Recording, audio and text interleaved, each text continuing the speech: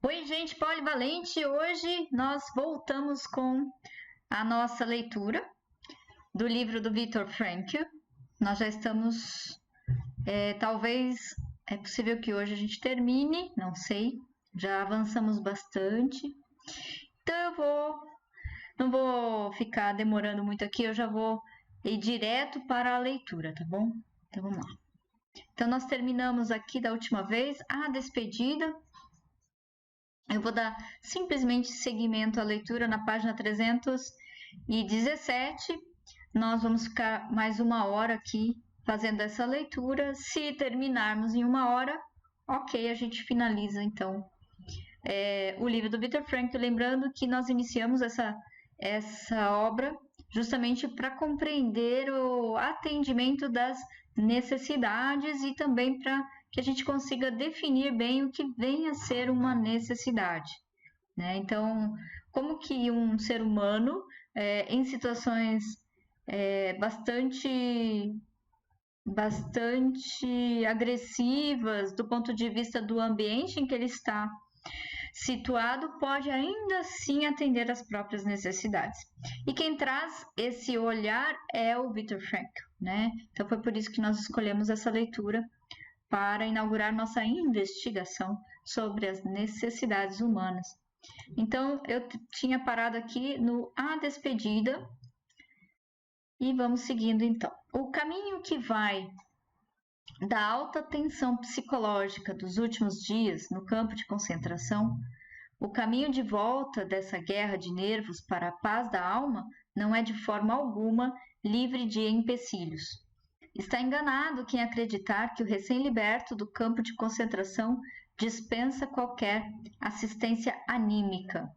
Em primeiro lugar, é preciso considerar que uma pessoa que esteve sob a incrível tensão psicológica de um campo de concentração por tempo prolongado, mesmo após a libertação, naturalmente está ameaçada por certos perigos psicológicos, justamente por causa da descompressão repentina. Esses perigos não são outra coisa, em termos de saúde mental, que o equivalente psicológico da doença de Caisson. Assim como o trabalhador submerso corre perigo de ordem fisiológica caso abandonar repentinamente a câmara de mergulho, onde ele se encontra sob enorme pressão atmosférica, da mesma forma, a pessoa subitamente aliviada de enorme pressão anímica poderá ser prejudicada em sua saúde espiritual e mental. Principalmente no caso de pessoas com natureza mais primitiva. Podia-se observar muitas delas durante esta fase psicológica em que a sua atitude anímica continuavam vivendo sob a condição do poder e da violência. Só que, uma vez libertos, agora pensavam ser a sua vez de usar o poder e a liberdade de forma arbitrária, desenfreada e irrefletida. Para essas pessoas primitivas, nada mudou a não ser o sinal de negativo para positivo. Se antes eram objetos do poder, da violência, da arbitrariedade e da injustiça, essas pessoas agora viravam sujeitos dentro das mesmas categorias. Ainda não se desprenderam daquilo por que passaram. Manifestam isso em detalhes aparentemente sem importância. Por exemplo, um companheiro e eu caminhamos reto, cruzando os campos em direção à prisão, da qual há pouco fomos libertados. De repente nos vemos diante de uma lavoura recém-germinando. Automaticamente, quero desviar dela. Ele, entretanto, me pega pelo braço e me impele reto em frente.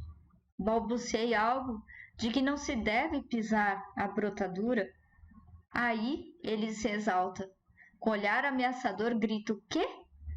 O que fizeram conosco? Liquidaram minha mulher e meu filho na câmara de gás. Isto para não falar do resto. E tu queres proibir que eu esmague uns talos de aveia?" Somente aos poucos se consegue levar essas pessoas a reencontrar a verdade tão trivial de que ninguém tem o direito de praticar injustiça, nem mesmo aquele que sofreu injustiça. Precisamos trabalhar no sentido de levar essas pessoas ao reencontro desta verdade, pois a inversão da mesma facilmente poderia trazer consequências piores do que a perda de alguns milhares de grãos de aveia para um agricultor desconhecido. Pois ainda vejo à minha frente aquele companheiro do nosso campo que arregaçou a manga e com a direita em riste debaixo do meu nariz gritou na minha cara: podem decepar esta mão se eu não a manchar de sangue no dia em que chegar em casa. E quero enfatizar que o homem que disse isto em si não era um sujeito ruim. Sempre foi no campo de concentração e depois o melhor dos companheiros.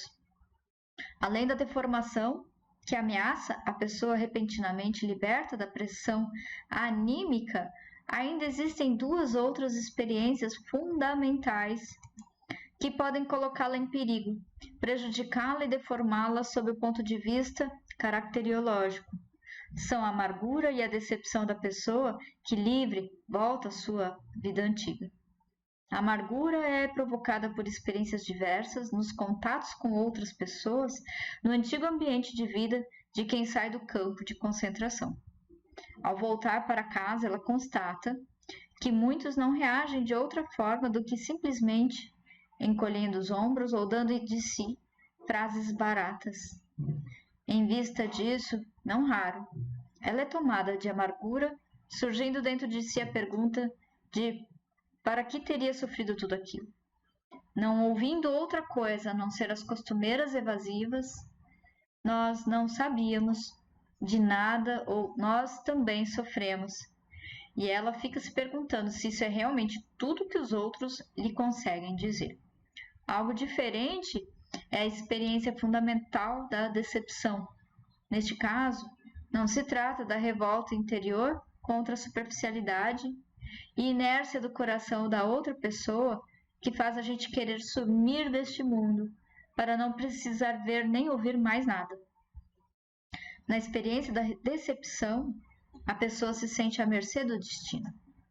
Durante anos a fio, a pessoa acreditou ter chegado ao ponto mais baixo possível do sofrimento, mas constata agora que de alguma forma o sofrimento não tem fundo, que aparentemente não existe o ponto baixo absoluto e as coisas podem piorar cada vez mais, descer cada vez mais.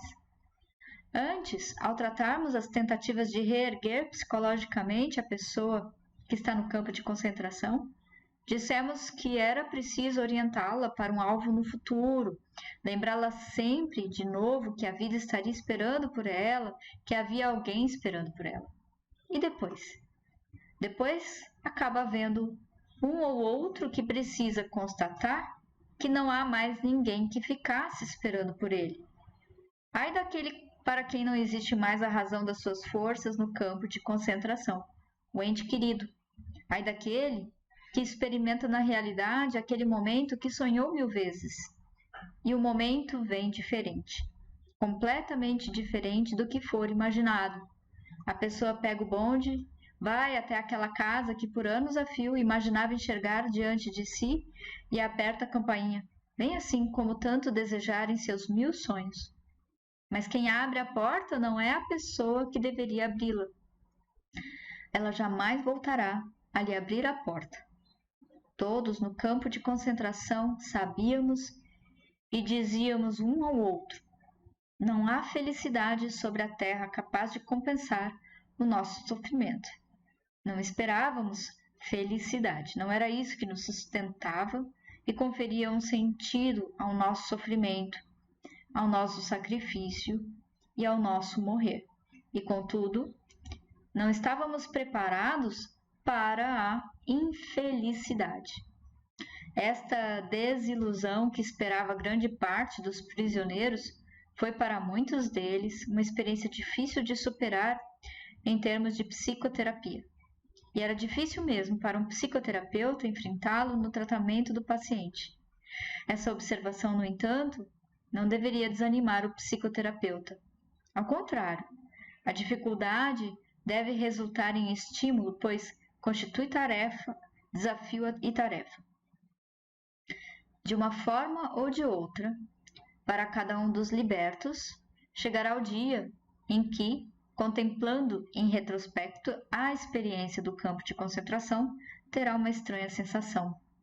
Ele mesmo não conseguirá mais entender como foi capaz de suportar tudo aquilo que lhe foi exigido no campo de concentração, e se houve um dia em sua vida em que a liberdade lhe parecia um lindo sonho.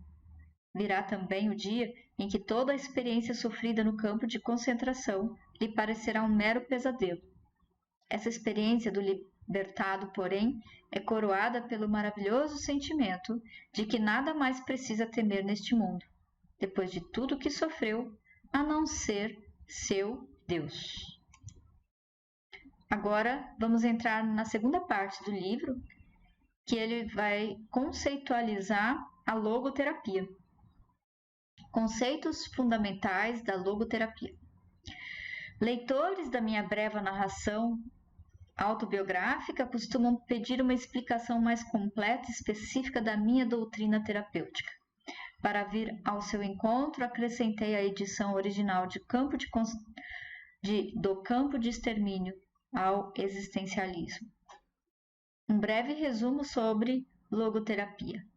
Mas isto não foi suficiente e tenho sido assediado por muitos que solicitam um tratamento mais detalhado da matéria. Por esse motivo, reescrevi por completo e ampliei consideravelmente o meu relato na presente edição. Não foi tarefa fácil transmitir ao leitor dentro de um espaço restrito todo o material que ocupa 20 volumes em língua alemã. É empreendimento quase impossível. Isso me lembra aquele médico americano que certa vez apareceu em minha clínica em Viena e perguntou: "Então, doutor, o senhor é psicanalista?" Ao que respondi: "Não sou bem psicanalista. Digamos um psicoterapeuta." Continuou ele: Qual é a escola que o senhor representa?" Respondi: "É a minha própria teoria. Chama-se logoterapia." "Poderia o senhor dizer-me numa única sentença o que quer dizer logoterapia? Ao menos, qual a diferença entre psicanálise e logoterapia?" "Sim", repliquei. "Mas, em primeiro lugar, pode o senhor dizer-me com uma só sentença o que pensa ser a essência da psicanálise?" Eis a sua resposta. Durante a psicanálise, o paciente precisa deitar-se num sofá e contar coisas que às vezes são muito desagradáveis de se contar. Ao que retruquei imediatamente com o seguinte improviso: "Bem, na logoterapia, o paciente pode ficar sentado normalmente, mas precisa ouvir certas coisas que às vezes são muito desagradáveis de se ouvir." É claro que eu disse isso na brincadeira, sem a intenção de fornecer uma fórmula concentrada da logoterapia. Entretanto, ela não deixa de ter a sua razão, uma vez que, se comparada à psicanálise, a logoterapia é menos retrospectiva e menos introspectiva. A logoterapia se concentra mais no futuro, ou seja, nos sentidos a serem realizados pelo paciente em seu futuro. A logoterapia é, de fato, uma psicoterapia centrada no sentido. Ao mesmo tempo, a logoterapia tira do foco de atenção todas aquelas formações tipo círculo vicioso e mecanismos retroalimentadores que desempenham um papel tão importante na criação de neuroses. Assim é quebrado o autocentrismo, self-centeredness, típico do neurótico, ao invés de se fomentá-lo e reforçá-lo constantemente. Obviamente, esta formulação simplifica demais as coisas. Mesmo assim, a logoterapia de fato confronta o paciente com o sentido de sua vida e o reorienta para o mesmo. E torná-lo consciente desse sentido pode contribuir em muito para a sua capacidade de superar a neurose. Eu quero explicar por que tomei o termo logoterapia para designar a minha teoria. O termo logos é uma palavra grega e significa sentido. A logoterapia, ou como tem sido chamada por alguns autores, a terceira escola vienense de psicoterapia concentra-se no sentido da existência humana, bem como na busca da pessoa por este sentido. Para a logoterapia, a busca de sentido na vida da pessoa é a principal força motivadora no ser humano. Por esta razão, costumo falar de uma vontade de sentido, a contrastar com o princípio do prazer, ou, como também poderíamos chamá-lo, a vontade de prazer, no qual repousa a psicanálise freudiana e contrastando ainda com a vontade de poder, enfatizada pela psicologia adleriana através do uso do termo busca de superioridade. A vontade de sentido. A busca do indivíduo por um sentido é a motivação primária em sua vida, e não uma racionalização secundária de impulsos instintivos. Esse sentido é exclusivo e específico, uma vez que pode ser cumprido somente por aquela determinada pessoa. Somente então este sentido assume uma importância que satisfará sua própria vontade de sentido. Alguns autores sustentam que sentidos e valores são nada mais que mecanismos de defesa, formações reativas e sublimações. Mas pelo que toca em mim, eu não estaria disposto a viver em função dos meus mecanismos de defesa, nem tampouco estaria pronto a morrer simplesmente por amor às minhas formações reativas. O que acontece, porém, é que o ser humano é capaz de viver e até de morrer por seus ideais e valores. Anos atrás, realizou-se na França uma pesquisa de opinião pública. Os resultados mostraram que 89% das pessoas consultadas admitiram que o indivíduo precisa de algo em função do qual viver. 61% admitiram haver algo ou alguém em suas próprias vidas pelo qual estariam até prontas a morrer. Repeti essa pesquisa da minha clínica em Viena, entre pacientes e funcionários, e o resultado foi praticamente igual àquele obtido entre milhares de pessoas pesquisadas na França. A diferença foi de apenas 2%. Outra pesquisa estatística com dados de 7.948 alunos em 48 universidades foi conduzida por cientistas sociais da Universidade de Johns Hopkins. Seu informe preliminar é parte de um estudo de 2 anos patrocinado pelo Instituto Nacional de Saúde Mental. Perguntados sobre o que consideravam muito importante para eles, naquele momento, 16% dos estudantes responderam ganhar muito dinheiro. 78% afirmaram que o seu principal objetivo era encontrar um propósito e sentido para a minha vida. Naturalmente, pode haver caso em que a preocupação de um indivíduo com valores é, na realidade, uma camuflagem de conflitos interiores ocultos, mas esses casos são, antes, exceções a regras, e não a regra em si. Nesses casos, realmente, temos que lidar com pseudo-valores, e como tais, eles terão que ser desmascarados. O desmascaramento, entretanto, deveria cessar no momento em que nos deparamos com o que é autêntico e genuíno na pessoa, como, por exemplo, o desejo do ser humano por uma vida tanto quanto possível dotada de sentido. Caso não parar ali, a única coisa que o psicólogo desmascarador realmente desmascara é o seu próprio motivo oculto, a saber, sua necessidade inconsciente de degradar e depreciar o que é genuíno, o que é genuinamente humano no ser humano. Frustração existencial. A vontade de sentido também pode ser frustrada. Neste caso, a logoterapia fala de frustração existencial. O termo existencial pode ser usado de 3 maneiras, referindo-se 1. à existência em si mesma, isto é, ao modo especificamente humano de ser. 2. Ao sentido da existência. 3. A busca por um sentido concreto na existência pessoal. Ou seja, a vontade de sentido. Frustração existencial também pode resultar em neuroses.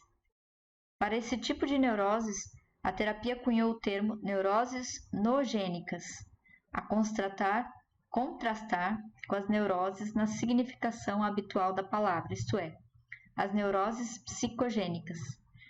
Neuroses noogênicas têm sua origem não na dimensão psicológica, mas antes na dimensão noológica. No termo grego nous, que significa mente da existência humana. Este é outro conceito logoterapêutico que designa qualquer coisa pertinente à dimensão especificamente humana. Neuroses noogênicas. Neuroses noogênicas não surgem de conflitos entre impulsos e instintos, mas de problemas existenciais. Entre esses problemas, a frustração da vontade de sentido desempenha papel central. É óbvio que em casos noogênicos, a terapia apropriada e adequada não é a psicoterapia de um modo geral, mas antes a logoterapia. Ou seja, uma terapia que ousa penetrar na dimensão especificamente humana. Quero citar um exemplo. Um diplomata americano de alto escalão dirigiu-se ao meu consultório em Viena a fim de continuar o tratamento psicanalítico iniciado 5 anos antes com um analista em Nova York.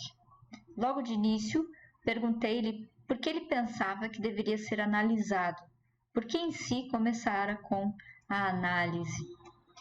Revelou-se que o paciente estava descontente com a sua carreira e tinha extrema dificuldade em concordar com a política exterior dos Estados Unidos. Seu analista, no entanto, lhe havia dito repetidamente que ele devia tentar reconciliar-se com seu pai, porque o governo dos Estados Unidos, bem como seus superiores, eram nada mais que imagens paternas, e, consequentemente, a insatisfação com seu emprego se devia ao ódio inconsciente contra o pai. Uma análise que já vinha durando 5 anos, induzir o paciente a aceitar cada vez mais as interpretações de seu analista, até que de tantas árvores de símbolos e imagens, ele não mais conseguiu ver a floresta da realidade. Após algumas poucas entrevistas, ficou claro que a sua vontade de sentido estava sendo frustrada por sua profissão e que ele, na realidade, ansiava engajar-se em outra espécie de trabalho. Como não havia motivo para ele não largar a sua profissão e abraçar outra, assim o fez, com os mais gratificantes resultados. Em sua nova ocupação, ele está satisfeito já faz mais de 5 anos, conforme relatou há pouco tempo. Duvido que neste caso eu estivesse lidando com um estado neurótico, e esta é a razão por que pensei que ele não precisava de qualquer psicoterapia, nem mesmo de logoterapia, pela simples razão de, na realidade, nem ser um paciente, nem todo conflito é necessariamente neurótico. Certa dose de conflito é normal e sadia.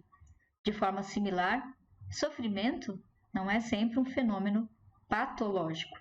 Em vez de sintoma de neurose, sofrimento pode ser perfeitamente um mérito ativamente humano, especialmente se o sofrimento emana de frustração existencial.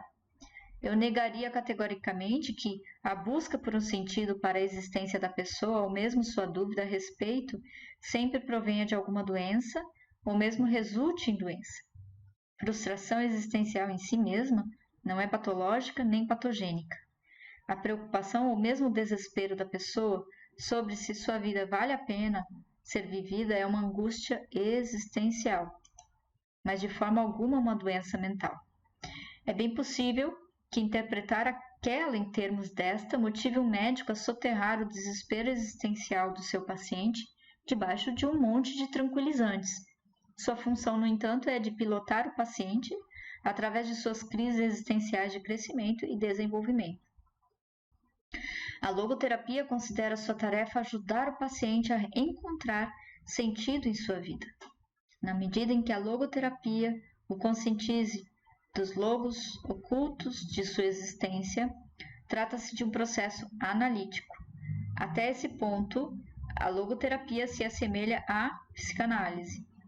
Entretanto, quando a logoterapia procura tornar algo novamente consciente, ela não restringe a sua atividade a fatos instintivos dentro do inconsciente do indivíduo, mas se preocupa também com realidades existenciais, tais como o sentido em potencial de sua existência a ser cumprido, bem como a sua vontade de sentido. Qualquer análise, porém, mesmo que se abstenha de incluir a dimensão noológica em seu processo terapêutico, procura tornar o paciente consciente daquilo porque ele realmente anseia na profundidade do seu ser. A logoterapia diverge da psicanálise na medida em que considera o ser humano um ente cuja preocupação principal consiste em cumprir um sentido, e não uma mera gratificação e satisfação de impulsos e instintos, ou na mera reconciliação dos reclamados conflitantes de id, ego e superego, ou na mera adaptação e no ajustamento à sociedade e ao meio ambiente. Noodinâmica, ou a dinâmica mental, né? A busca por sentido certamente pode causar tensão interior em vez de equilíbrio interior. Entretanto, justamente esta tensão é um pré-requisito indispensável para a saúde mental. Ouso dizer que nada no mundo contribui tão efetivamente para a sobrevivência. Mesmo nas piores condições, como saber que a vida da gente tem um sentido? Há muita sabedoria nas palavras de Nietzsche. Quem tem por que viver suporta quase todo como. Nessas palavras eu vejo um lema válido para qualquer psicoterapia. Nos campos de concentração nazistas, poder-se-ia ter testemunhado que aqueles que sabiam que havia uma tarefa esperando por eles tinham as maiores chances de sobreviver. Outros autores de livros sobre campos de concentração chegaram à mesma conclusão, assim como investigações psiquiátricas sobre acampamentos com prisioneiros de guerra no Japão, Coreia do Norte e Vietnã do Norte. Quanto a mim, quando fui levado para o campo de concentração em Auschwitz, um manuscrito meu pronto para publicação foi confiscado. Não há dúvida de que meu profundo desejo de reescrevê-lo me ajudou a sobreviver aos rigores do campo de concentração em que estive. Assim, por exemplo, quando fui atacado pela febre de tifo, rabisquei muitos apontamentos em pedacinhos de papel para depois conseguir reescrever o manuscrito caso vivesse até o dia da libertação.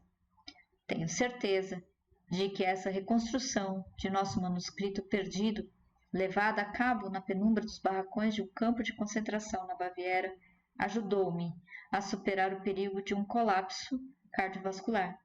Pode-se ver, assim, que a saúde mental está baseada em certo grau de tensão. Tensão entre aquilo que já se alcançou e aquilo que ainda se deveria alcançar, ou o hiato entre o que se é e o que se deveria vir a ser. Essa tensão é inerente ao ser humano e, por isso, indispensável ao bem-estar mental. Não deveríamos, então, hesitar em desafiar a pessoa com um sentido em potencial a ser por ela cumprido. Somente assim despertaremos do estado latente a sua vontade de sentido. Considero perigosa e errônea a noção de higiene mental, que pressupõe que a pessoa necessita, em primeiro lugar, de equilíbrio, ou, como se diz na biologia, de homeostase, ou seja, de um estado de livre tensão. O que o ser humano realmente precisa não é um estado livre de tensões, mas antes a busca e a luta por um objetivo que valha a pena, uma tarefa escolhida livremente. O que ela necessita não é descarga de tensão a qualquer custo, mas antes o desafio de um sentido e potencial à espera de seu cumprimento. O que o ser humano precisa não é de homeostase, mas daquilo que chamo de noodinâmica, isto é, da dinâmica existencial, num campo polarizado de tensão, onde um polo está representado por um sentido a ser cumprido e o outro polo pela pessoa que deve cumprir. E ninguém pense que isso é válido somente para situações normais. Isso vale mais ainda para indivíduos neuróticos. Quando arquitetos querem reforçar uma arcada que ameaça desabar, eles aumentam a carga por ela sustentada, pois com isso os componentes são ligados mais firmemente. Da mesma forma, se os terapeutas desejam incrementar a saúde mental de seus pacientes, não deveriam ter receios de criar uma sadia quantidade de tensão através da reorientação para o sentido da sua vida. Uma vez mostrado o impacto benéfico da orientação para o sentido, volto-me agora para a perniciosa influência daquela sensação da qual se queixam tantos pacientes hoje em dia, ou seja, da total e extrema falta de significado em suas vidas. Eles carecem da consciência de um sentido pelo qual valesse a pena viver. Sentem-se perseguidos pela experiência de seu vazio interior, de um vazio dentro de si mesmos. Estão presos na situação que tenho chamado de vácuo existencial. O vazio existencial. O vazio existencial é um fenômeno muito difundido no século XX, isto é, compreensível, pode ser atribuído a uma dupla perda sofrida pelo ser humano desde que se tornou um ser verdadeiramente humano. No início da história, o homem foi perdendo alguns dos instintos animais básicos que regulam o comportamento do animal e asseguram a sua existência. Tal segurança, assim como o paraíso, está cerrada ao ser humano para todo sempre. Ele precisa fazer opções. Acrescente-se ainda que o ser humano sofreu mais outra perda em seu desenvolvimento mais recente. As tradições que serviam de apoio para o seu comportamento atualmente vêm diminuindo com grande rapidez. Nenhum instinto lhe diz o que deve fazer e não há tradição que lhe diga o que ele deveria fazer. Às vezes, ele não sabe sequer o que deseja fazer. Em vez disso, ele deseja fazer o que os outros fazem, conformismo. Ou ele faz o que as outras pessoas querem que ele faça, totalitarismo. Um levantamento estatístico recente revelou que entre os meus alunos europeus, 25% mostravam um grau mais ou menos acentuado de vazio existencial. Entre meus alunos norte-americanos, a porcentagem não era de 25%, mas de 60%. O vácuo existencial se manifesta principalmente no estado de tédio. Agora podemos entender por que Schopenhauer disse que, aparentemente, a humanidade estava fadada a oscilar eternamente entre os dois extremos de angústia e tédio. É concreto que atualmente o tédio está causando e certamente trazendo aos psiquiatras mais problemas de que o faz a angústia. E esses problemas estão se tornando cada vez mais agudos, uma vez que o crescente processo de automação provavelmente conduzirá a um aumento enorme nas horas de lazer do trabalhador médio. Lastimável é que muitos deles não saberão o que fazer no seu tempo livre. Pensemos, por exemplo, na neurose dominical, aquela espécie de depressão que acomete pessoas que se dão conta da falta de conteúdo de suas vidas quando passa o corre-corre da semana atarefada e o vazio dentro delas se torna manifesto. Não são poucos os casos de suicídio que podem ser atribuídos a este vazio existencial. Fenômenos tão difundidos como depressão, agressão e vício não podem ser entendidos se não reconhecermos o vazio existencial subjacente a eles. O mesmo é válido também para crises de aposentados e idosos. Existem ainda diversas máscaras e disfarces sob os quais transparece o vazio existencial. Às vezes, a vontade de sentido frustrada é vicariamente compensada por uma vontade de poder, incluindo a sua mais primitiva forma, que é a vontade de dinheiro. Em outros casos, o lugar da vontade de sentido frustrada é tomado pela vontade de prazer. É por isso que, muitas vezes, a frustração existencial acaba em compensação sexual.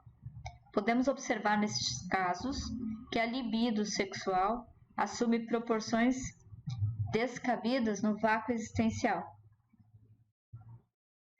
Algo análogo ocorre em casos de neurose. Existem certos tipos de mecanismos retroalimentadores de configurações tipo círculo vicioso que ainda discutirei abaixo. Pode-se observar em casos e mais casos, entretanto, que esta sintomatologia invadiu um vácuo existencial no qual ela continua em plena florescência. No caso desses pacientes, não estamos lidando com neuroses nogênicas. Entretanto, jamais conseguiremos que o paciente supere a sua condição de não suplementarmos o tratamento psicoterápico com logoterapia. Isto porque, ao se preencher o vácuo existencial, o paciente estará prevenido contra relapsos. Por isso, a logoterapia é indicada não só em casos nogênicos, como foi ressaltado aqui, mas também em casos psicogênicos, e às vezes mesmo em pseudoneuroses somatogênicas. Sob esta luz, se justifica uma afirmação feita certa vez por Magda B. Arnold. Toda terapia precisa, de algum modo, por mais restrito que seja, ser também logoterapia. Vejamos o que se pode fazer quando um paciente pergunta qual é, afinal, o sentido da sua vida. Sentido da vida. Duvido que um médico possa responder essa questão em termos genéricos. Isto porque o sentido da vida difere de pessoa para pessoa, de um dia para o outro, de uma hora para outra. O que importa, por conseguinte, não é o sentido da vida de um modo geral, mas antes o sentido específico da vida de uma pessoa em um dado momento. Formular essa questão em termos gerais seria comparável a perguntar a um campeão de xadrez: diga-me, mestre, qual o melhor lance do mundo? Simplesmente não existe algo como o melhor lance ou um bom lance à parte de uma situação específica num jogo e da personalidade peculiar do adversário. O mesmo é válido para a existência humana. Não se deveria procurar um sentido abstrato da vida. Cada qual tem sua própria vocação ou missão específica na vida. Cada um precisa executar uma tarefa concreta que está a exigir cumprimento. Nisto, a pessoa não pode ser substituída, nem pode sua vida ser repetida. Assim, a tarefa de cada um é tão singular como a sua oportunidade específica de levá-la a cabo. Uma vez que cada situação na vida representa um desafio para a pessoa que lhe apresenta um problema para resolver, pode-se, a rigor, inventar a questão pelo sentido da vida. Em última análise, a pessoa não deveria perguntar qual o sentido da sua vida, mas antes deve reconhecer que é ela que está sendo indagada. Em suma, cada pessoa é questionada pela vida, e ela somente pode responder à vida respondendo por sua própria vida. À vida, ela somente pode responder sendo responsável. Assim sendo, a logoterapia vê na responsabilidade, responsibleness, a essência propriamente dita da existência humana. A essência da existência. Esta ênfase sobre a responsabilidade se reflete no imperativo categórico da logoterapia, que reza: viva como se já estivesse vivendo pela segunda vez, e como se na primeira vez você tivesse agido tão errado como está prestes a agir agora. Parece-me que nada estimula tanto o senso de responsabilidade de uma pessoa como esta máxima, a qual a convida a imaginar, primeiro, que o presente é passado, e, em segundo lugar, que o passado ainda pode ser alterado e corrigido. Semelhante preceito a confronta com a finitude da vida e com o caráter irrevogável finality daquilo que ela faz de sua vida e de si mesma. Logoterapia procura criar no paciente uma consciência plena de sua própria responsabilidade. Por isso, precisa deixar que ele opte pelo que perante que ou perante quem ele se julga responsável. Eis porque um logoterapeuta é, dentre todos os psicoterapeutas, o que menos se vê tentado a impor julgamentos de valores a seus pacientes, porque jamais permitirá a ele transferir ao médico a responsabilidade de ajudar. Por isso é o paciente quem decide se deve interpretar a tarefa da sua vida como pessoa responsável perante a sociedade ou perante a sua própria consciência. Há pessoas, no entanto, que não interpretam suas vidas simplesmente como uma tarefa a elas designada, mas também em função do contramestre que lhes atribuiu a tarefa. Logoterapia não é instrução nem pregação. Ela está tão distante do arrazoado lógico como da exortação moral. Em linguagem figurada, o papel do logoterapeuta é antes o de um oculista que de um pintor.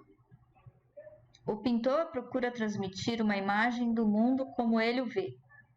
O oftalmologista procura capacitar-nos a enxergar o mundo como ele é, na realidade. O papel do logoterapeuta consiste em ampliar e alargar o campo visual do paciente, de modo que todo o espectro de sentido e potencial se torna consciente e visível para ele. Ao declarar que o ser humano é uma criatura responsável e precisa realizar o sentido potencial de sua vida, quero salientar que o verdadeiro sentido da vida deve ser descoberto no mundo e não dentro da pessoa humana, ou de sua psique, como se fosse um sistema fechado. Chamei essa característica constitutiva de a autotranscendência da existência humana. Ela denota o fato de que ser humano sempre aponta e se dirige para algo ou alguém diferente de si mesmo, seja um sentido a realizar ou outro ser humano a encontrar. Quanto mais a pessoa esquecer de si mesma, dedicando-se a servir uma causa ou a amar outra pessoa, mais humana será e mais se realizará. O que se chama de autorrealização não é de modo algum objetivo atingível, pela simples razão de que quanto mais a pessoa se esforçar, tanto mais deixará de atingi-lo. Em outras palavras, a autorrealização só é possível como um efeito colateral da autotranscendência. Até aqui mostramos que o sentido da vida sempre se modifica, mas jamais deixa de existir. De acordo com a logoterapia, podemos descobrir este sentido da vida de três diferentes formas. 1. Criando um trabalho ou praticando um ato. 2. Experimentando algo ou encontrando alguém. 3. Pela atitude que tomamos em relação ao sofrimento inevitável. A primeira, o caminho de realização é bastante óbvio. A segunda e a terceira necessitam de uma melhor elaboração. A segunda maneira de encontrar um significado na vida é experimentando algo, como a bondade, a verdade, a beleza, experimentando a natureza e a cultura, ou ainda experimentando outro ser humano em sua originalidade própria, amando-o. O sentido do amor. Amor é a única maneira de captar outro ser humano no íntimo da sua personalidade. Ninguém consegue ter consciência plena da essência última de outro ser humano sem amá-lo. Por seu amor, a pessoa se torna capaz de ver os traços característicos e as feições essenciais do seu amado, mais ainda, ela vê o que está potencialmente contido nele, aquilo que ainda não está, mas deveria ser realizado. Além disso, através do seu amar, a pessoa que ama capacita a pessoa amada a realizar essas potencialidades, conscientizando-a do que ela pode ser e do que deveria vir a ser. Aquele que ama faz com que essas potencialidades venham a se realizar. Na logoterapia, o amor não é interpretado como um mero fenômeno de impulsos e instintos, no sentido de uma assim chamada sublimação. O amor é um fenômeno tão primário como o sexo. Normalmente, sexo é uma modalidade de expressão do amor. O sexo se justifica e é até santificado no momento em que, porém, apenas enquanto for veículo do amor. Desta forma, o amor não é entendido como um mero efeito colateral do sexo, e sim é entendido como um meio de expressar a experiência daquela união chamada de amor. A terceira forma de encontrar um sentido na vida é sofrendo. O sentido do sofrimento. Não devemos esquecer nunca que também podemos encontrar sentido na vida quando nos confrontamos com uma situação sem esperança, quando enfrentamos uma fatalidade que não pode ser mudada. Porque o que importa então é dar testemunho do potencial especificamente humano, no que ele tem de mais elevado e que consiste em transformar uma tragédia pessoal num triunfo, em converter nosso sofrimento numa conquista humana. Quando já não somos capazes de mudar uma situação, podemos pensar numa doença incurável, como um câncer, que não se pode mais operar. Somos desafiados a mudar a nós próprios. Quero citar um exemplo bem claro. Certa vez, um clínico geral de mais idade veio consultar-me por causa de uma depressão muito profunda. Ele não conseguia superar a perda de sua mulher que falecera ainda há 2 anos e a qual ele amara acima de tudo.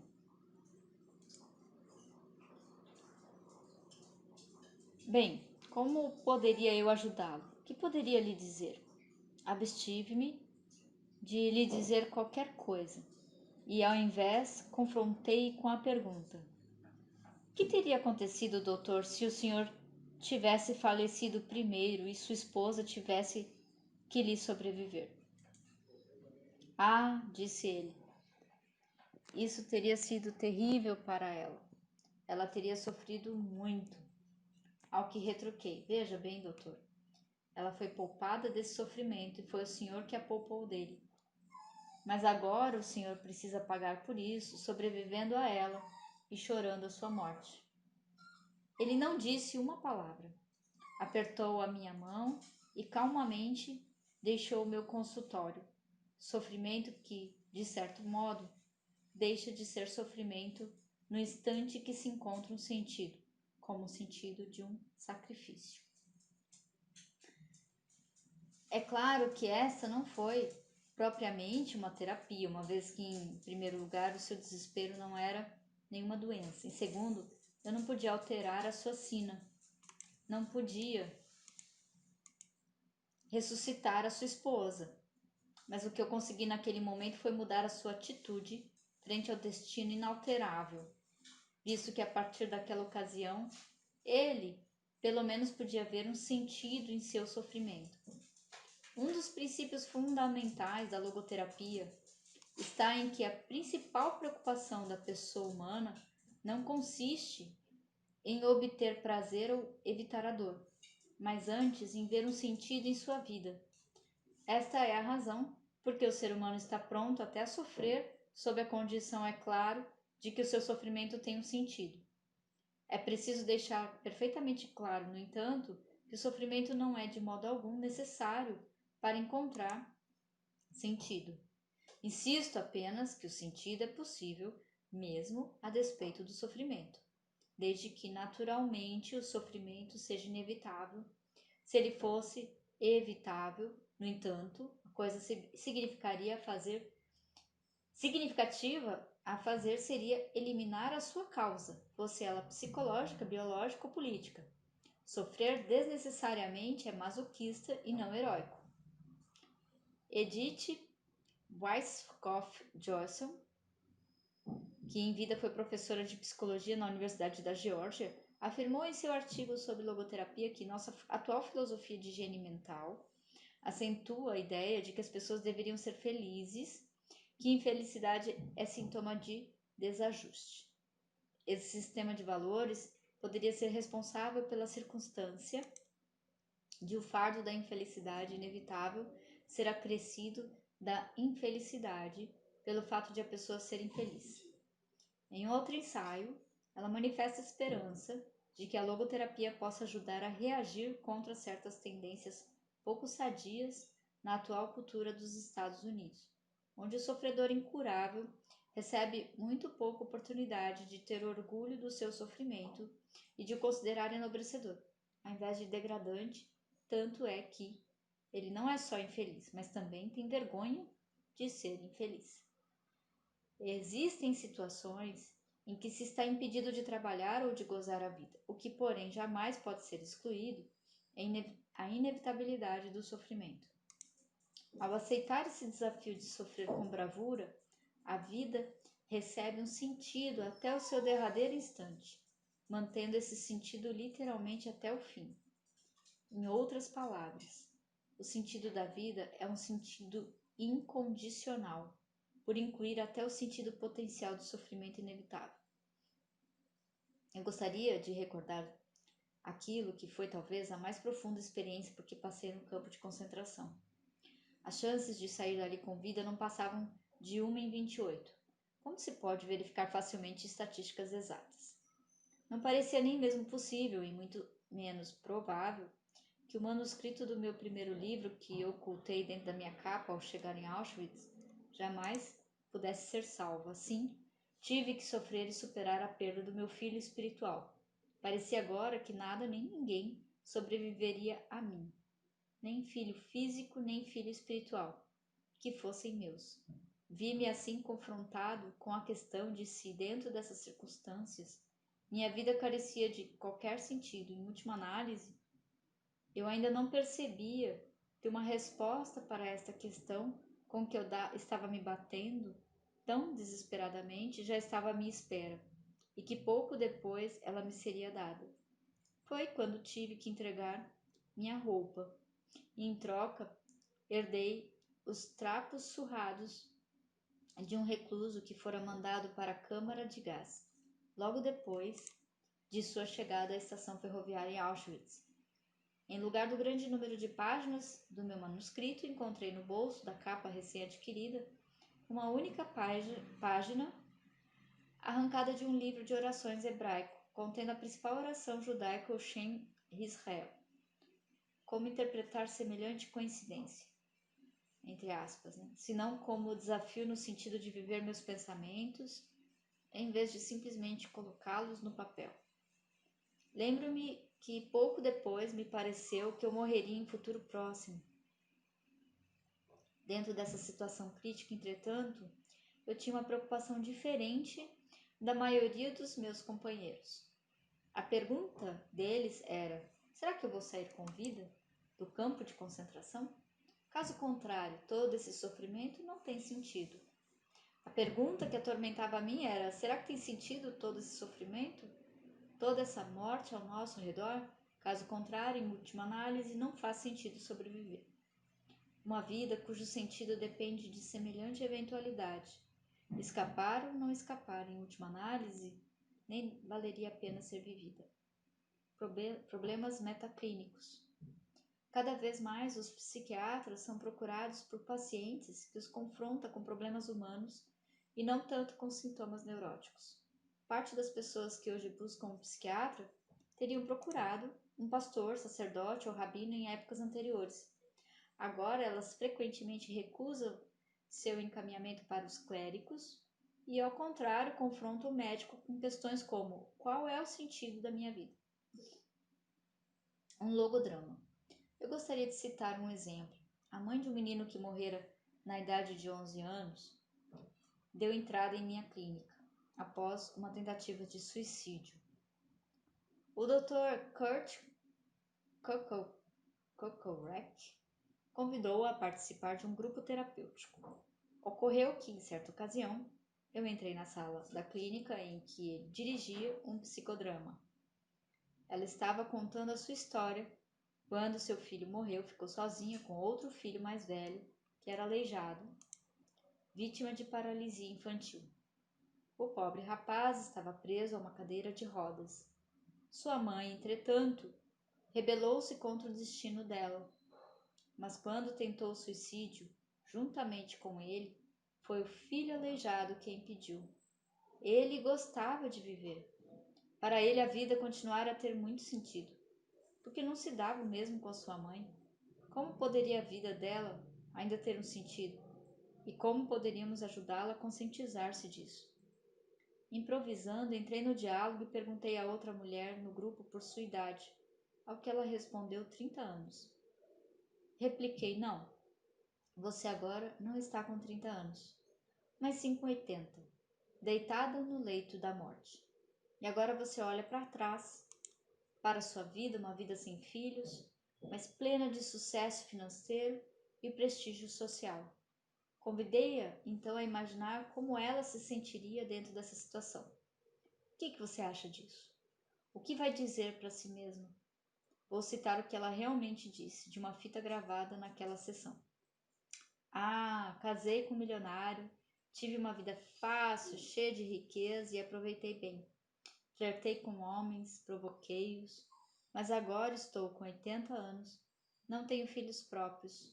Olhando para trás, como mulher de muita idade, não consigo ver para que foi tudo isso. Na realidade, preciso dizer que a minha vida foi um fracasso. Convidei então a mulher, que tinha um filho paralítico, a se imaginar em situação idêntica, repassando a sua vida. Vejamos o que ela disse conforme está gravado na fita. Desejei ter filhos e esse desejo me foi concedido. Um menino morreu, mas o outro, o aleijado, teria sido mandado para uma instituição, se eu não tivesse ficado com ele cuidando dele. Mesmo que ele seja aleijado e completamente dependente, não deixa de ser o meu filho. Assim eu fiz com que ele pudesse ter uma vida mais completa. Fiz do meu filho uma pessoa humana melhor. Neste ponto houve uma explosão de lágrimas, e chorando ela continuou. Quanto a mim, posso encarar tranquila a minha vida passada, porque posso dizer que a minha vida foi rica em sentido e dei um duro para realizá-lo. Fiz o melhor que pude. Dei ao meu filho o melhor. Minha vida não foi um fracasso. Encarando a sua vida passada, como se estivesse no leito da morte, ela repentinamente pôde ver um sentido em sua vida, um sentido que incluía até mesmo todos os seus sofrimentos. Da mesma forma, ficar igualmente claro que uma vida de pouca duração, como por exemplo do seu filho morto, podia ser tão rica em alegria e amor a ponto de conter mais sentido do que uma vida que durasse 80 anos. Pouco depois, passei para outra questão, dirigindo-me desta vez ao grupo inteiro. Perguntei se um macaco utilizado para produzir soro contra poliomielite e que por esta razão fosse picado vez após vez, jamais seria capaz de captar o sentido do seu sofrimento. O grupo negou unanimemente, pois com sua inteligência limitada ele não poderia entrar no mundo dos seres humanos, ou seja, o único mundo no qual seu sofrimento seria inteligível. Fui em frente com a seguinte pergunta: e como é com a pessoa humana? Vocês têm certeza de que o mundo humano é um ponto final na evolução do cosmos? Não é concebível que ainda haja outra dimensão possível, o mundo além do mundo humano? Um mundo em que a pergunta pelo sentido último do sofrimento humano encontraria uma resposta? O supersentido. Esse sentido último necessariamente excede e ultrapassa a capacidade intelectual infinita do ser humano. Na logoterapia, falamos nesse contexto de um supersentido. O que se requer da pessoa não é aquilo que alguns filósofos existenciais ensinam, ou seja, suportar a falta de sentido na vida. O que se propõe é antes suportar a incapacidade de captar, em termos racionais, o fato de que a vida tem um sentido incondicional. O logos é mais profundo que a lógica. Um psiquiatra que vai além do conceito do supersentido, mais cedo ou mais tarde, acabará embaraçado por seus pacientes, como se deu comigo. Quando minha filha de 6 anos me perguntou: por que dizemos que o Senhor é bom? Eu repliquei: faz algumas semanas você teve sarampo e então o Senhor, em sua bondade, fez você sarar completamente. Mas a pequena não se deu por satisfeita e retrucou: ora, pai, não esqueça que foi ele que me fez pegar o sarampo. No entanto, quando o paciente está sobre o chão firme da fé religiosa, não se pode objetar ao uso o efeito terapêutico das suas convicções religiosas, e assim ao aproveitamento de seus recursos espirituais. Para este fim, o psiquiatra pode colocar-se no lugar do paciente. É exatamente isso que eu fiz certa vez, por exemplo, quando um rabi da Europa Oriental veio ter comigo e me contou sua história. Ele tinha perdido sua primeira esposa e seus 6 filhos no campo de concentração de Auschwitz, onde foram mortos na câmara de gás. E agora se evidenciou que a sua segunda mulher era estéril. observei que a procriação não é o único sentido da vida, pois, neste caso, a vida em si perderia o sentido. E algo que em si mesmo não tem sentido não pode ganhar sentido simplesmente através de sua direta ação. Entretanto, o Rabi encarava sua sorte como um judeu ortodoxo, ou seja, no desespero de não ter um filho que pudesse pronunciar o Kadish, oração pelos mortos, para ele, depois de sua morte. Não desisti. Fiz uma última tentativa de ajudá-lo, perguntando se ele não esperava ver os seus filhos novamente no céu. Minha pergunta, entretanto, desencadeou uma torrente de lágrimas. E agora sim veio à tona o verdadeiro motivo do seu desespero. Explicou ele que seus filhos, uma vez que morreram como mártires inocentes, mereceriam um mais elevado lugar no céu, mas ele mesmo, um velho pecador, não podia esperar receber o mesmo lugar. Ainda não desisti e retruquei. Não se poderia conceber, Rabi, que foi justamente este o sentido de o Senhor sobreviver a seus filhos, para que fosse purificado por esses anos de sofrimento, de modo que também o Senhor, embora não inocente como seus filhos, possa afinal tornar-se digno de juntar-se a eles no céu? Não está escrito nos Salmos que Deus guarda todas as suas lágrimas, assim talvez nenhum de seus sofrimentos tenha sido em vão? Pela primeira vez em muitos anos, ele se sentiu aliviado do seu sofrimento pela nova perspectiva que lhe pude abrir. A transitoriedade da vida. Entre as coisas que parecem tirar o sentido da vida humana, estão não apenas o sofrimento, mas também a morte. Nunca me canso de dizer que os únicos aspectos realmente transitórios da vida são as potencialidades. Porém, no momento em que são realizadas, elas se transformam em realidades. São resgatadas e entregues ao passado, do qual ficam a salvo e resguardadas na transitoriedade. Isto porque, no passado, nada está irremediavelmente perdido, mas está tudo irrevogavelmente guardado. Sendo assim, a transitoriedade da nossa existência, de forma alguma, lhe tira o sentido. No entanto, ela constitui a nossa responsabilidade, porque tudo depende de nos conscientizarmos das possibilidades essencialmente transitórias. O ser humano está constantemente fazendo uma opção diante da massa de potencialidades presentes.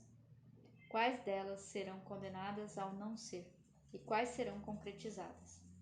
Qual opção se tornará realidade de uma vez para sempre, imortal, pegada nas areias do tempo? A todo e qualquer momento, a pessoa precisa decidir, para o bem ou para o mal, qual será o monumento de sua existência. Não há dúvida de que geralmente a pessoa somente leva em conta o campo de restolhos da transitoriedade e se esquece dos abarrotados celeiros do passado, onde ela guardou de uma vez por todas os seus atos, suas alegrias e também seus sofrimentos. Nada pode ser desfeito, nada pode ser eliminado. Eu diria que ter sido é a mais segura forma de ser. Ao considerar a transitoriedade essencial da existência humana, a logoterapia não é pessimista, mas antes ativista. Em linguagem figurada, poderíamos dizer que o pessimista parece um homem que observa com temor e tristeza que a sua folhinha na parede vai ficando mais fina a cada dia que passa. Por outro lado, a pessoa que enfrenta ativamente os problemas da vida é como o homem, que dia após dia vai destacando cada folha do seu calendário e cuidadosamente aguarda junto às precedentes, tendo primeiro feito, no verso, alguns apontamentos referentes ao dia que passou. É com orgulho e alegria que ele pode pensar em toda a riqueza contida nessas anotações, em toda a vida que ele já viveu em plenitude. O que lhe importa notar que está ficando velho? Terá ele alguma razão para ficar invejando os jovens, que vê ou de cair em nostalgia por ter perdido a juventude? Que motivos terá ele para invejar uma pessoa jovem? Pelas possibilidades que estão à frente do jovem, do futuro que o espera? Eu agradeço, é o que ele vai pensar. Em vez de possibilidades, realidades é que eu tenho no meu passado. Não apenas a realidade do trabalho realizado e do amor vivido, mas também a realidade dos sofrimentos suportados com bravura. Esses sofrimentos são as coisas nas quais me orgulho mais, embora não sejam coisas que possam causar inveja. Logoterapia como técnica. Um medo realista, como o medo da morte, não pode ser amenizado nem eliminado por sua interpretação psicodinâmica. De outro lado, um medo neurótico, como a agorafobia, não pode ser curado pela compreensão filosófica. Entretanto, a logoterapia desenvolveu uma técnica especial para lidar também com estes casos. Para entender o que ocorre ao se aplicar essa técnica, tomamos como ponto de partida uma condição frequentemente encontrada em indivíduos neuróticos, ou seja qual seja, a ansiedade antecipatória. Característico deste temor é que ele produz exatamente aquilo que o paciente teme.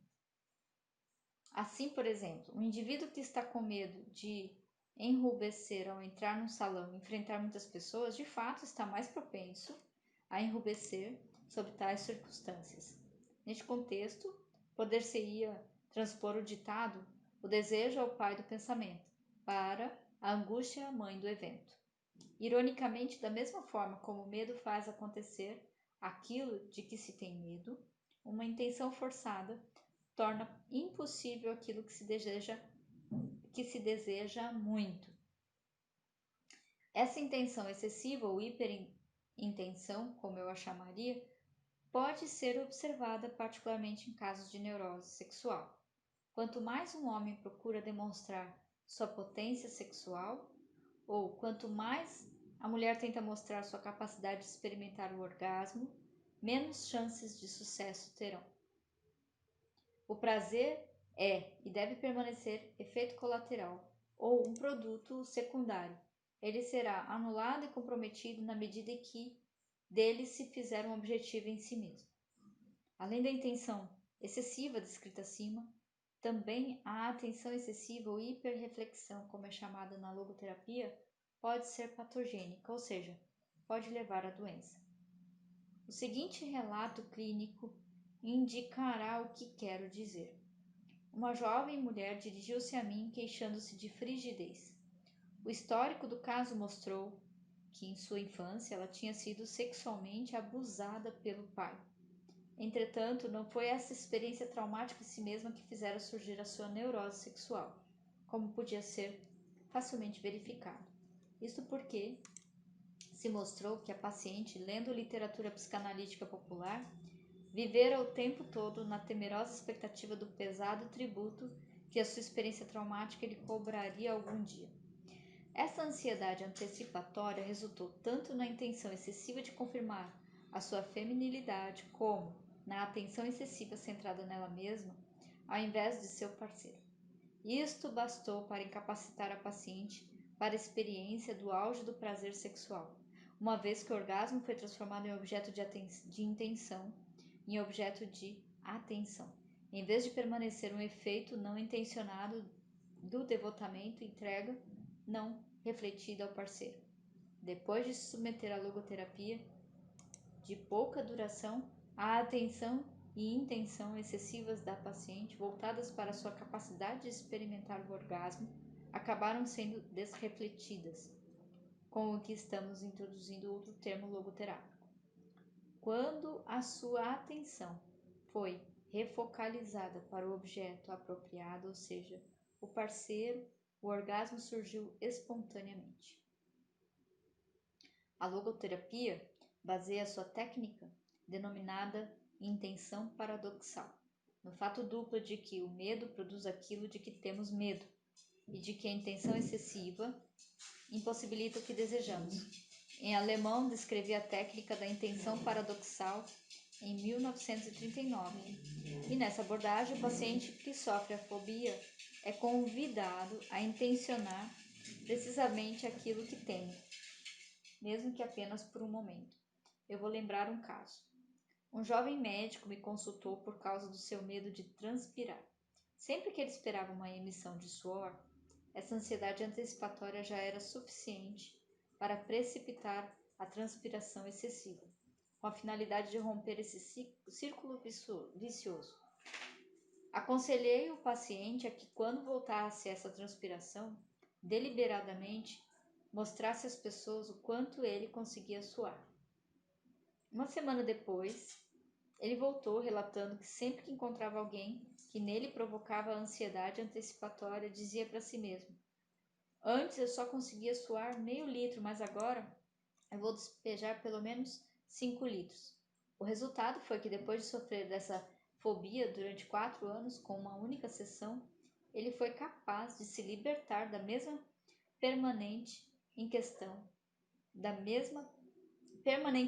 em questão de uma semana. O leitor perceberá que este procedimento consiste numa inversão de atitude do paciente, uma vez que o seu temor é substituído por um desejo paradoxal. Através desse tratamento, tira-se o vento das velas da ansiedade. Semelhante procedimento, entretanto, precisa fazer uso da capacidade especificamente humana do autodistanciamento, inerente a um certo senso de humor.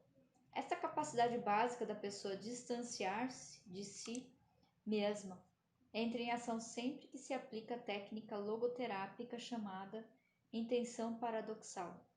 Ao mesmo tempo, o paciente é capacitado a se colocar numa posição distanciada de sua própria neurose.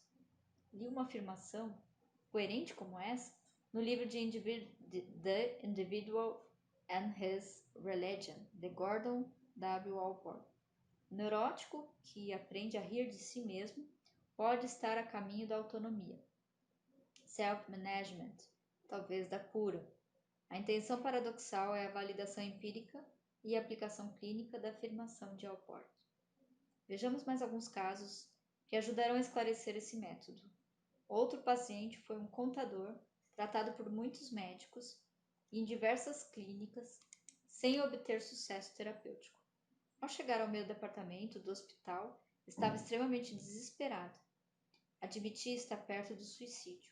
Fazia anos que vinha sofrendo de uma cãibra descrevente, e recentemente se tornara tão grave que ele corria o perigo de perder o seu emprego. Por isso, somente uma terapia imediata, a curto prazo, poderia remediar a situação. Ao iniciar o tratamento, a doutora Eva Cosdera recomendou ao paciente que fizesse exatamente o oposto do que costumava fazer, ou seja, ao invés de tentar escrever da forma mais legível e estética possível, que escrevesse com os piores garranchos possíveis.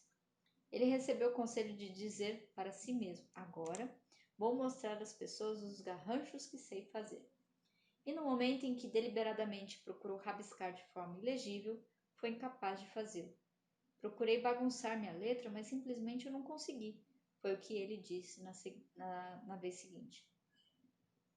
Dentro de 48 horas, o paciente se livrou de uma cãibra descrevente, continuando livre durante todo o período de observação depois do tratamento.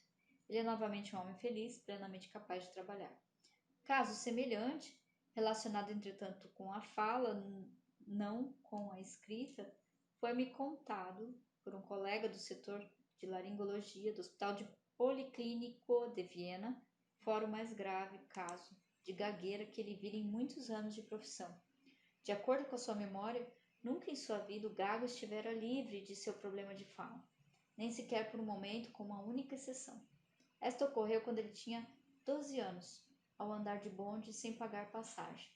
Ao ser pego pelo cobrador, pensou que a única maneira de se safar seria de conquistar a simpatia dele, e tratou de demonstrar que era um pobre menino gago. Mas no momento em que tentou gaguejar, foi incapaz de fazê-lo. Sem querer, ele pusera em prática a intenção paradoxal, embora não para fins terapêuticos.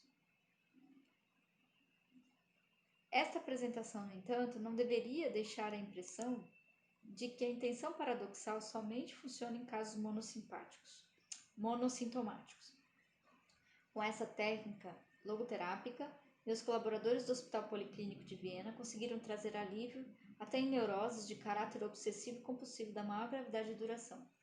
Refiro-me, por exemplo, a uma mulher que durante 60 anos, dos seus 65 anos de vida, sofrera de uma compulsão de lavagem. Doutora Eva Cosdera começou um tratamento logoterápico baseado na intenção paradoxal, sendo que 2 meses mais tarde, a paciente estava em condições de levar uma vida normal.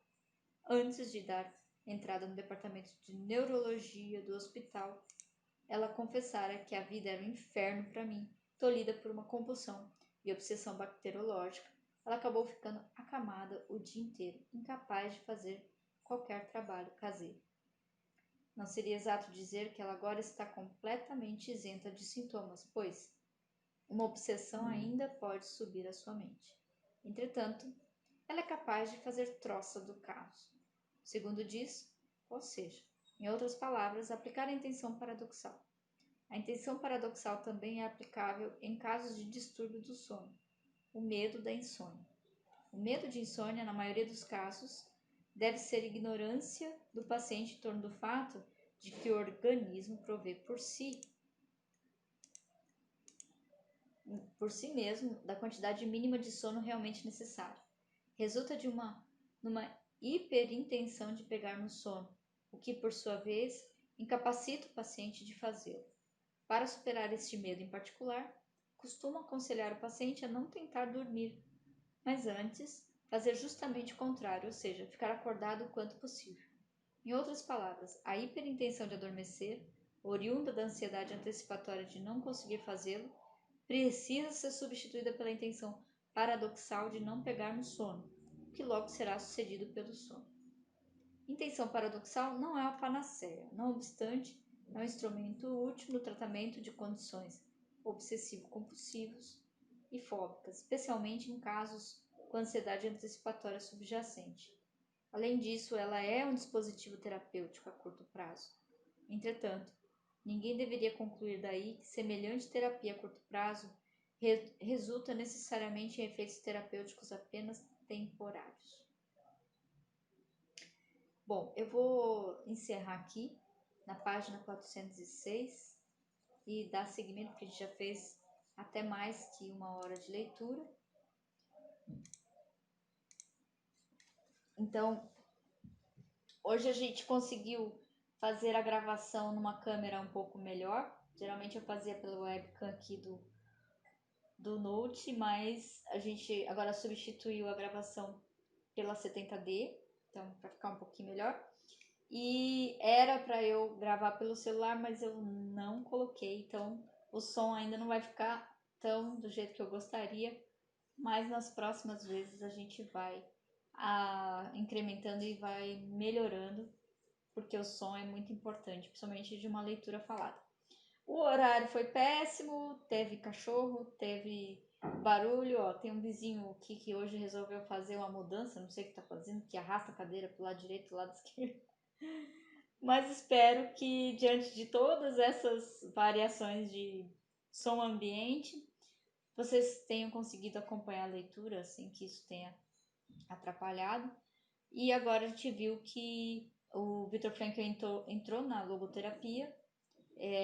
A gente vê que dentro do que nós compreendemos já por necessidades, ele vai fazer uma mistura entre sentido, estratégia e necessidade. Então ainda está meio bagunçado, a gente ainda não está conseguindo extrair da visão do Viktor Frankl a verdadeira essência do que vem a ser uma necessidade, né? Mas já é interessante alguns aspectos que ele traz ali, como a questão da pessoa ter a responsabilidade pela própria vida, né? Então, quando eu me responsabilizo pelo meu ser, eu até fiquei pensando em algumas ideias que eu vou anotar aqui, como, por exemplo, responsabilidade é uma necessidade. É um ponto interessante para a gente refletir. Quando eu assumo a responsabilidade por mim mesma, eu consigo ter um poder sobre isso. Consigo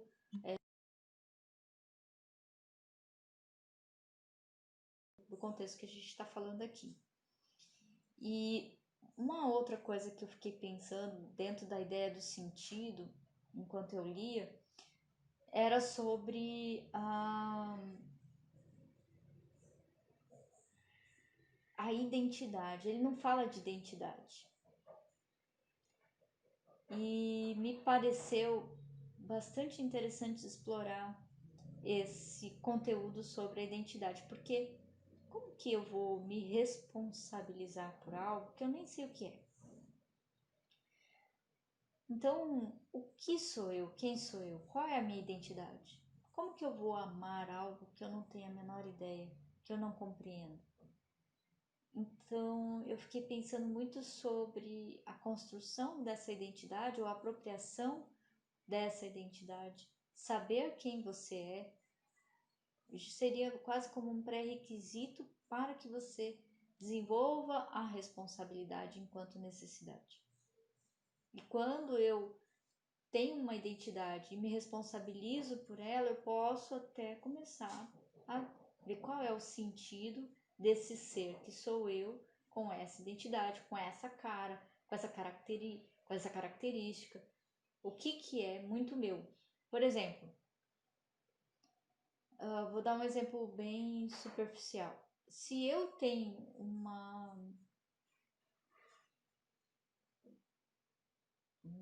se eu tenho uma característica mais intelectual, desenvolvo bem essa área e desenvolvo pouco a minha parte física no sentido do desempenho esportivo, no desempenho físico,